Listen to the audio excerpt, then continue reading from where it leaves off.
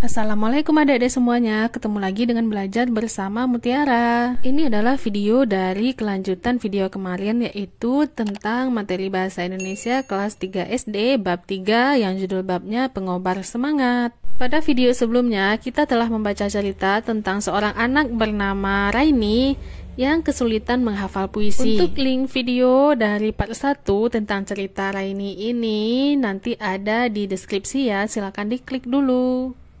Membaca, judulnya masukkan kata kunci. Raini meminjam komputer ibunya.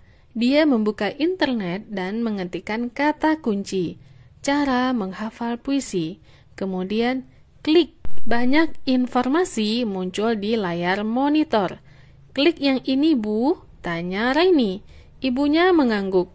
Ini dia rahasia menghafal yang didapatkan. Kosakata baru kita yaitu internet, kata kunci, klik, informasi, dan monitor, yaitu yang diberi tebal warna kuning. Saat kalian menggunakan internet, mintalah orang tua menemani kalian. Pada layar monitor itu terlihat ada diketikkan cara menghafal puisi. Pertama, bacalah puisi dengan lantang berkali-kali. Kedua, cari makna kata yang tidak kalian pahami. 3. Minta bantuan orang lain untuk menyimak dan mengoreksi saat kalian berlatih. Akhirnya, dengan menggunakan bantuan internet, Raini mengerti bagaimana cara menghafal puisi yang benar. Kosakata baru, bekerjalah berpasangan, hubungkan kata dan artinya. Tulis kata dan artinya pada kartu, kemudian masukkan ke dalam kamus kotak.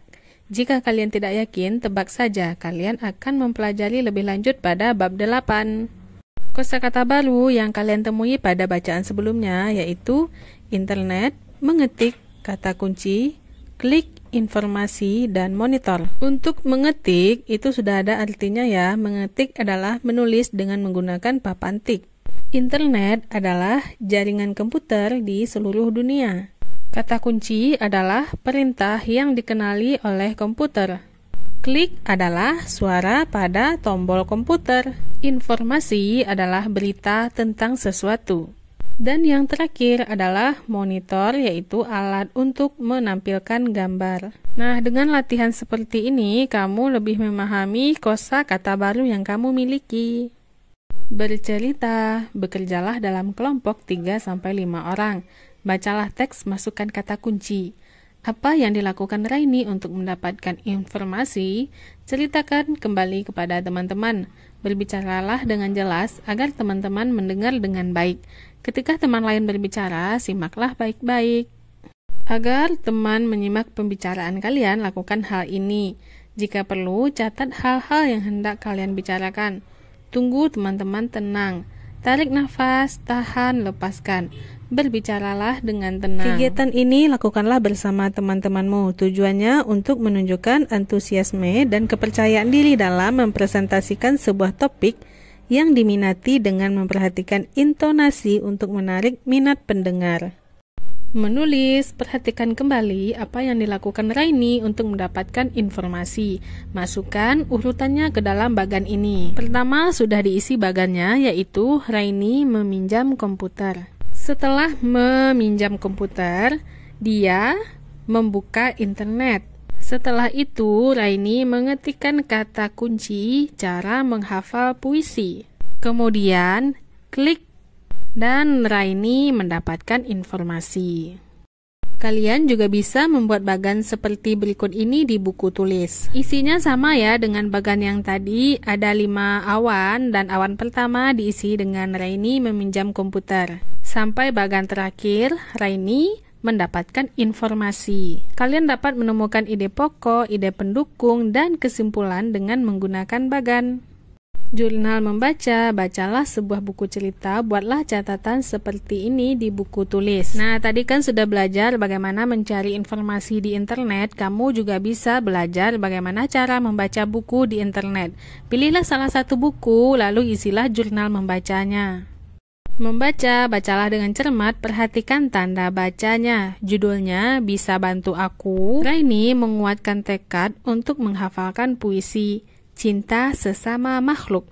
Dia sudah membacanya 100 kali untuk memahami maknanya. Langkah berikutnya adalah berlatih di hadapan orang lain. Di hadapan siapa? Raini meminta bantuan Intan, teman sekelasnya sekaligus tetangganya. Intan bersedia. Mereka bersepakat untuk berlatih setiap sore. Pantang menyerah Raini, seru Intan dengan riang. Bagi Raini, Intan adalah pengobar semangat. Sebelumnya, kalian sudah belajar tentang titik, tanda seru, dan tanda tanya. Dalam teks di atas, kalian melihat tanda kutip atau tanda petik untuk mengapit judul puisi dan kalimat langsung. Bahas bahasa, perhatikan kalimat ini. Dia sudah membacanya 100 kali untuk memahami maknanya. Menurut kalian, apakah Raini benar-benar membaca puisi itu hingga 100 kali? Perhatikan contoh kalimat lain. Bisakah kalian memahami maknanya? Contoh lain yaitu, tasku penuh buku, beratnya 1 ton. Kira-kira apakah benar beratnya itu 1 ton? Maknanya sebenarnya adalah, tasku sangat berat.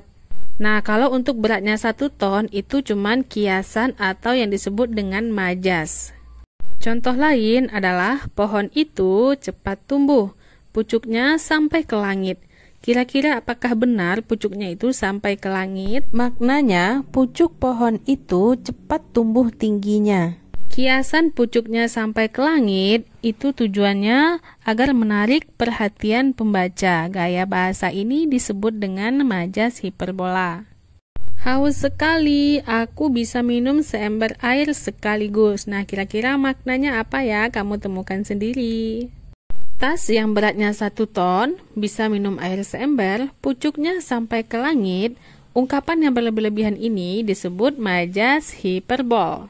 Menulis, amati gambar ini, apa yang sedang dia lakukan? Bisakah kalian menjadikannya sebuah cerita?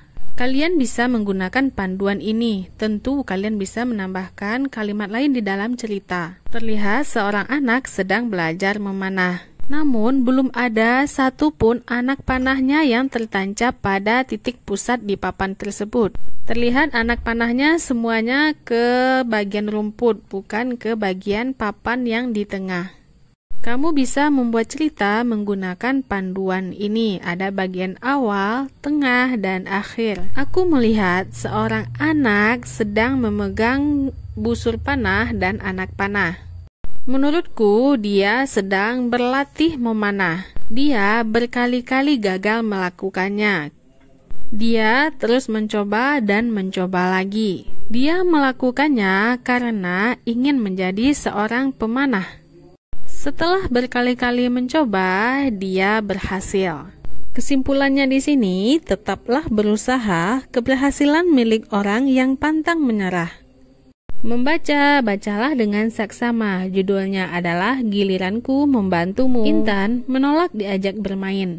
Raini heran dan bertanya, "Ada apa, Intan? Kamu habis menangis." "Aku tidak bisa menghitung luas dan keliling persegi panjang," Intan berbisik. Raini tersenyum. "Sekarang giliranku membantumu," kata Raini. Dia duduk di sisi Intan. Pensilnya segera beraksi. "Begini caranya."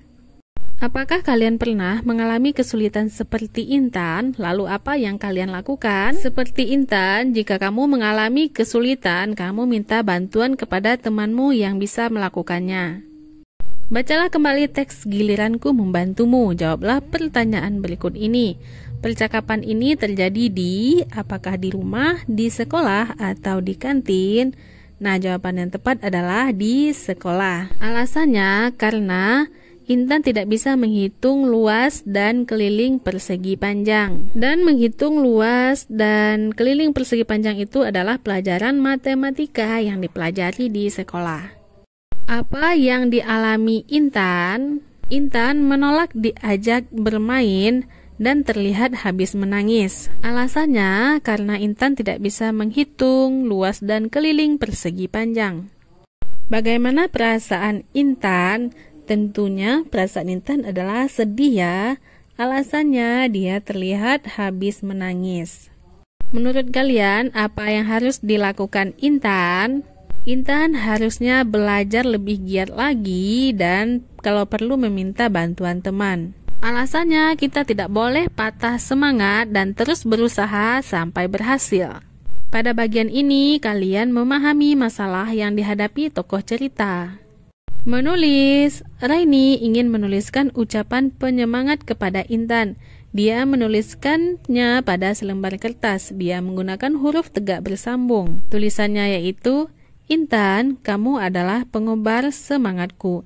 Mari kita saling memberi semangat. Lakukan hal yang sama pada seorang teman. Kalian bisa memberinya semangat untuk berbagai hal. Tulislah dengan huruf tegak bersambung, sama halnya dengan Raini kepada Intan tadi. Menirukan dan melakukan, tirukan guru kalian. Judulnya adalah Tepuk Semangat. Kamu bisa lakukan bersama teman-temanmu di kelas. Teks tepuk semangat ini singkat dan mudah dihafalkan. Nah, pada kemudian hari, tepuk ini bisa dilakukan ketika sedang lelah, bosan, atau sudah lama duduk di kelas. Angkat tangan tinggi-tinggi, turunkan sejajar bahu, tarik ke depan, prok-prok-prok, hiasi hari dengan semangat. Semangat! Bisakah kalian menciptakan tepuk semangat sendiri? Kalian bisa menggunakannya saat perayaan 17 Agustus, lomba antar kelas, atau acara lain. Jika kamu terus gagal melakukan sesuatu, teruslah berusaha, karena kegagalan itu merupakan awal dari sebuah keberhasilan. Tetaplah semangat untuk mencapai sesuatu, berusahalah terus sampai kamu berhasil. Sekian dulu ya video kita kali ini, semoga bermanfaat. Mohon maaf apabila banyak salah. Terima kasih atas perhatiannya. Assalamualaikum.